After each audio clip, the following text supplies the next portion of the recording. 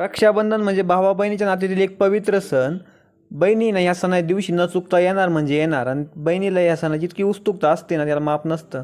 आता आमची दिदी तर डायरेक्ट गुजरातवरून डायरेक्ट नाही का फक्त ओवाळणीसाठी आली होती इकडं रक्षाबंधनासाठी. तर म्हणलं आता तिला काहीतरी गिफ्ट घ्यावं. मग ती म्हणे काय घड्याळ घ्यायचं. म्हणलं काय घड्याळ, अहो आपण अशी किती काय घड्याळ घेऊ म्हणलं. मग काय घड्याळ बिड्याळ घेतलं. दिदी ना स्पेशल रक्षाबंधनसाठी घरी आली होती.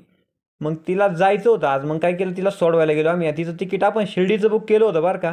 पण पाऊसच इतका तुफान चालू होता ना, म्हटलं मग आता आम्ही शिर्डीला जात आहे ना, तिला बाबळेश्वरला सोडवायला गेलो. मग काय बस पण तेवढ्यात आली होती. मग तिला बसमध्ये बसून वगैरे दिलं.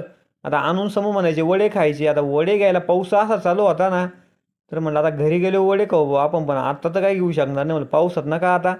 मग काय दिदीला बसूनच दिलं होतं. तर मावस भाऊ आला म्हणे आपल्याला आहे ना आता घरीच जायचं आहे. मग काय गेलो मावशीच्या घरी.